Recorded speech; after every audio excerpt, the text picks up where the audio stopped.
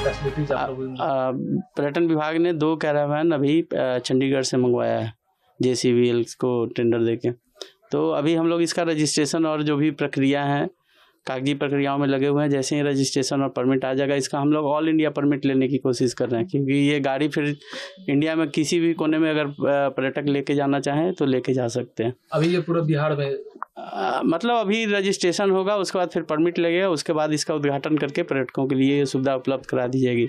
इसका दर भी आ चुका है 75 रुपये पर किलोमीटर के हिसाब से, 250 किलोमीटर पर डे के हिसाब से आपको चार्ज किया जाएगा। तो उसको अगर आप कैलकुलेट करेंगे तो करीब करीब जैसे अगर आपको यहाँ से राजगीर जाना है तो आपको करीब मोटा मोटी 20,000 रुपये में टैक्स के साथ एक पूरी फैमिली या 2 फैमिली लेके जा सकते हैं, और 20,000 रुपये में आप इस कैरावैन का लुत्फ उठा सकते हैं।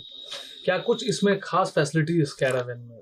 खास फैसिलिटी तो इन्होंने बता ही दिया है। सीट सारे जो भी हैं, रिक्लाइनर है, 360 डिग्री मूवेबल्स हैं, प्लस हम लोगों ने बेड दिया है, उसमें भी 2 ऑर्थो बेड दिया है। जिनको बैक पेन रहता है उनके लिए हम लोगों ने ऑर्थो बेड दिया है, कि जिनको बैक, प्लस टीवी है, म्यूजिक सिस्टम है, बाथरूम्स हैं, किचन है, माइक्रोवेव है, फ्रिज है, प्लस सिक्योरिटी रीजन से हमारे सारे CCTV भी। चलता फिरता 5 स्टार होटल डेफिनेटली इसको कह सकते हैं आप 5 स्टार होटल। क्या नाम हुआ आपका? मेरा नाम रत्नेश कुमार हुआ, मैं मैनेजर ट्रांसपोर्ट। नहीं, एक्चुअली हम लोग का जो इश्यू है, एक मेरा डिपार्टमेंट देखता हूँ, और माननीय मुख्यमंत्री डॉक्टर हेमंत बिश्व शर्मा जी ने अच्छा मार्गदर्शन दिया था कि हम लोग का 8 लाख अभी महिला है उन लोग के लाखपति दे दिया है। डेट मीन्स उन लोग कमा रहा है 1 लाख रुपया कमा रहा है हर ईयर पर मंथ में उन लोग 8,000 रुपये कमा रहा है। तो अब मुख्यमंत्री जी बोला है जो आउट ऑफ 40 लाख जो सेल्फ हेल्प ग्रुप का मेंबर है, तो अगर 8 लाख अगर कमाएगा बाकी ने क्या करेगा।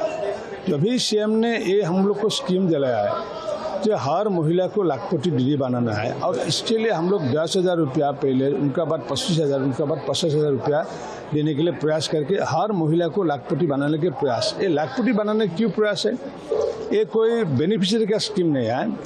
माननीय प्रधानमंत्री जी ने बार बार बोला है कि अगर हिंदुस्तान में है तो 4 जातियों है, एक है गरीब है, एक है महिलाओं है, एक है किसानों है, और एक है युवक। ये 4 जातियों को जब तक हम लोग आगे ले नहीं पाएगा तब तक भारत को हम लोग आत्मनिर्भर बनाने नहीं सकेगा। क्योंकि अभी इंडियन इकोनॉमी में हम लोग जो 5th पोजीशन में है, अगले दिन 3rd पोजीशन में आएगा, और अगले दिन 2045-47 में हम लोग 1st पोजीशन मिलने के लिए प्रयास कर रहा है। इसलिए माननीय प्रधानमंत्री नरेंद्र मोदी जी ने मार्गदर्शन दिया है कि महिला को आगे लेना है, किसानों को आगे लेना है, गरीबों को आगे लेना है।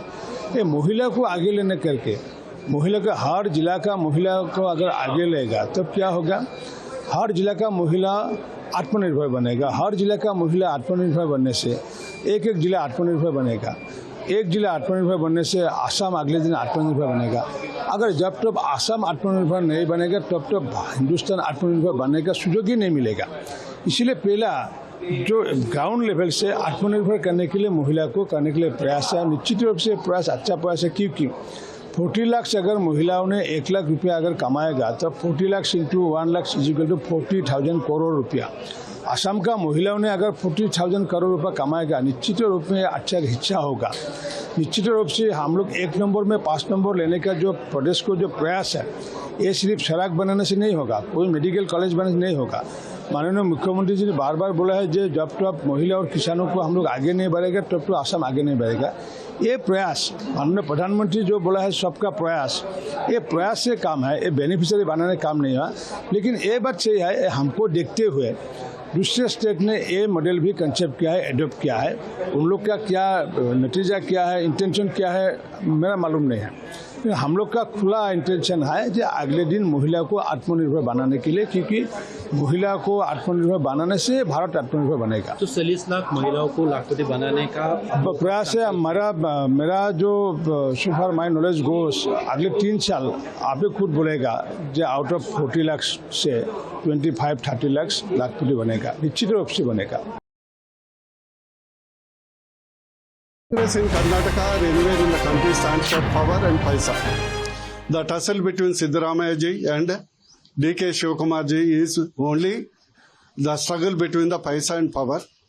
And so far, Rahul Gandhi and Sonia Gandhi is able to keep both of them apart and give a competition between them who will send them lot of paisa. The Karnataka state has plunged into chaos with a economic instability and the growth is nosedived. It is a time for the entire population of the Karnataka to decide by voting Congress anywhere is like writing their own doom.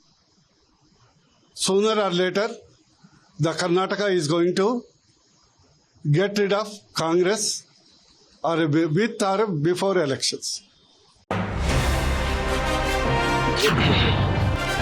देखिए, पाकिस्तान मानव अधिकार और अल्पसंख्यकों के अधिकार पर किसी और को संदेश दे, ये तो ऐसे हो गया जैसे ओसामा बिन लादेन शांति का संदेश दे, या कोई शराबी नशा मुक्ति का संदेश दे, या कोई शैतान कुरान और गीता का पाठ पढ़ा है। भाई, पाकिस्तान अपना मुंह देखता है कि नहीं आईने में? मतलब जिस पाकिस्तान में हिंदुओं का नरसंहार कर दिया गया, सिखों का नरसंहार कर दिया गया, हिंदू सिख छोड़ो, वहां पे आगा खानी, अहमदिया, शिया, इन लोगों के खिलाफ हर रोज कोई बम फट जाता है, बलूचियों को मारा जाता है, वो पाकिस्तान मानव अधिकार की बात कर रहा है। और किस दिन पर? 26/11 के दिन पर, जिस दिन पर उन्होंने सबसे ज्यादा आतंकी भेजकर भारत में आतंकवादी हमला करवाकर मुंबई में 170 से ज्यादा मासूम लोगों की जिंदगी ली, वो मानवाधिकार का पाठ पढ़ा रहा है। पर उनके पूरे वक्तव्य को देखने के बाद ऐसा लगता है कि ऐसा वक्तव्य भारत में भी सुनाई देता है। हिंदुत्व के खिलाफ जहर, इस्लामोफोबिया छा गया, राम मंदिर के खिलाफ जहर। अब ऐसा लगता है कि यहां के भी कुछ विपक्ष के नेता वही स्क्रिप्ट फॉलो करते हैं क्या? स्क्रिप्ट वहां से आती है, डायलॉग डिलीवरी यहां से चलती है। तो पाकिस्तान को तो भारत सरकार ने मुंह तोड़ जवाब दे दिया है, परंतु यहां पर जो पाकिस्तान के सुर से सुर मिलाते हैं, 370 पर, सर्जिकल स्ट्राइक पर, बालाकोट स्ट्राइक पर, बाकी सारे मुद्दों पर, कम से कम उनको तो कम से कम देखना चाहिए कि उनकी स्क्रिप्ट हिंदुत्व के खिलाफ, राम मंदिर के खिलाफ, प्रभु श्री राम के अस्तित्व के खिलाफ, ध्वजारोहण के खिलाफ, वो कितनी। पाकिस्तान अपनी हद में रहे। भारत के आंतरिक मामलों में किसी भी प्रकार की दखलंदाजी कतई किसी हिंदुस्तानी को बर्दाश्त नहीं। हमारा स्वस्थ लोकतंत्र है, हमारा संविधान मजबूत है।